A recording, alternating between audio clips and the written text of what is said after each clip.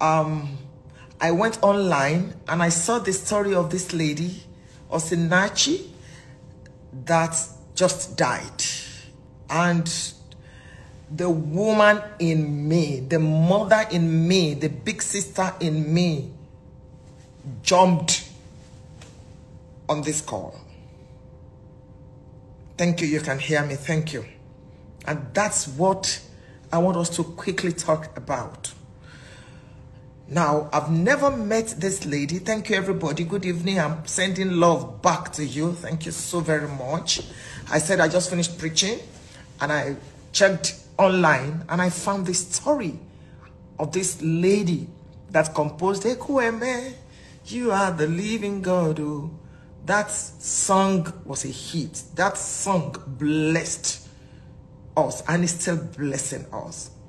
And while I was on NHN's page, I saw that she died in an abusive relationship. What? Ladies and gentlemen, thank you, everybody. Please know that I'm reading your comments and I'm grateful for all the positive energy you're sending to me. Thank you. I just want to reiterate the fact that marriage is not what completes you as a person. There may be pastors and imams that will disagree, but it does not matter. I base my life on the Bible. God is very interested in you. Your marriage relationship and any other relationship is secondary. You are first a human being before you are a wife, before you are a husband, before you are a child, before you are a Christian, before you are anything. You come first.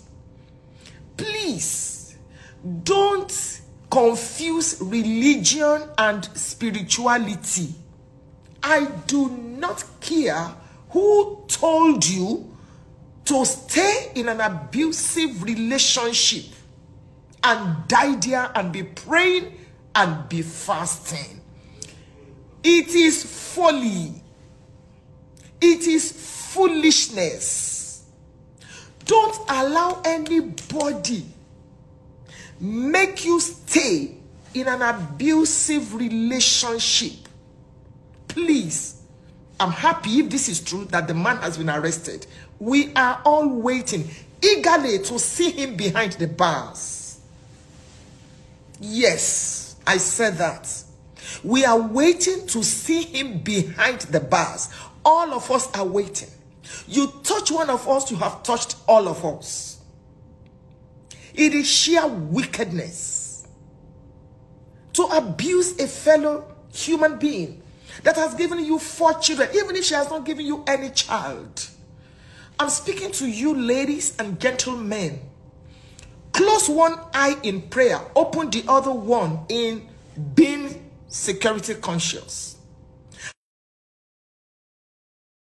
Single person, please, somebody slapped you while you are dating the person will kill you after marriage. Somebody is abusing you psychologically, emotionally, while you are dating the person, and you still want to go into marriage because culture makes you feel that if you are not married, you are not complete. Lie. Blatant lie from hell. Love yourself. You are primary to you. Every other relationship is secondary. Your pastor, your imam, your GO, your bishop, your founder, your babalawo, in case you have a relationship with one babalawo somewhere. Whoever is a spiritual authority over your life comes secondary. Secondary. Quote me. Don't let anybody tell you that because that person is your pastor, you must stay in an abusive relationship. The man is beating you and then you just... The Bible says in Proverbs chapter 4, you know that one. Wisdom is the principal thing. Therefore, get wisdom. And with all thy getting, get understanding. It's there in Proverbs 4:7. Get understanding. They say love is blind. I always tell you that love may be blind, but marriage is the eye opener. Let me analyze a few things, and then I'll make one or two of you. I'll let you, share your opinion with me. Number one, as a woman, please be economically empowered. Have your own. Parents, raise your girls to have their own. I have counseled with too many people, and you will hear these women say, there is nothing, I don't have anything. It's the man that pays the school fees. It's the man that has bought me a car. It's the man. That's silly. That is very silly. Do something with your life. I'm a full-time minister of the gospel, and I am a full-time businesswoman. All of you know that. Same thing with my husband. If you see my husband on the farm, you'll be shocked that he's a bishop. We've been in business before we came into ministry. The Proverbs 31 woman was into real estate. She was into agriculture. She was into design, fabric, this. She considers a field and she buyeth it. That's what the Bible says. I notice that is the starting point. Do something with your life. So that, because every human being is a psychologist, so that your life, the totality of your life, will not be dependent on the man or the woman. It is so sad. The mother in me cried today. How can that young lady just die like that because of one useless man? Useless man. And before you know what is happening now, if they release him from prison, he will go and remarry. What about those children? Can anybody ever be like their mother?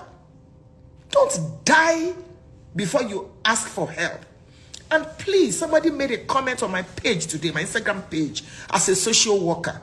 If somebody confides in you, that lady said, you don't need that person's consent to report. I didn't know that too. Because we'll be saying in church, you confided in me, therefore I cannot say it. Please, go and bundle her out of that relationship. Carry her. I have a home in case you need where to put her. I have a home. I will volunteer. I have a place where you can put her. She can stay there for 6 months, free, even with the 4 children. She can stay there. I don't charge no kobo. And if you are doing something with your life, that gives you some level of confidence. So why will you stay in an abusive relationship if the man is not in charge of everything? You can't rent a house, even if it's 1 bedroom, because somebody said she was doing something with her life. So what steals your confidence? Any relationship where you are not free is a cult. Get out. God hates divorce. Yes, God hates divorce. But does God hate murder? Does God hate murder? That's a food for thought. In case that lady now has parents, who will ever replace her in her parents' life? Do something with your life. Get some money for yourself that is not dependent on how your spouse feels. Times have changed. Times have changed. Don't just sit down there and say, I'm a full-time housewife. Oh, it doesn't matter. Yes, I understand that there are some women that they are full-time housewifery because of their situation. But please, that does not mean that you are inferior to whoever is feeding you. Get out. If a man slaps you, don't stand there and be praying and be binding. Your pastor may not be your counselor. Your pastor may not be a marriage counselor. Your pastor may not be. So don't say, pastor said we should sit down there. If you were the pastor's daughter, would he have told you to stay there and be praying? Step out into safety first. Then let's talk about whether there can be reconciliation. Even if you will not remarry, if they say you should not divorce, at least they didn't say you should not have a life. So step out. Step out and be in safety. Carry your children, carry your pikin. When you step up, people will say, what's going on? Then you'll be able to speak. Don't go into coma before you ask for help. Because you will not be alive now to be telling us your own side of the story. I just pray that the government will help us take care of that man, quote and unquote. And then please, number 2, if you know anything about anyone that is going through an abusive relationship, don't keep silent. Be your sister's keeper. Be your brother's keeper. And if you notice that, somebody said the pastors are beating their own wives too. It's true. I counsel with some pastors' wives, and it will shock you. Bishops' wives. It's not even only physical beating, psychological, emotional. A lot is going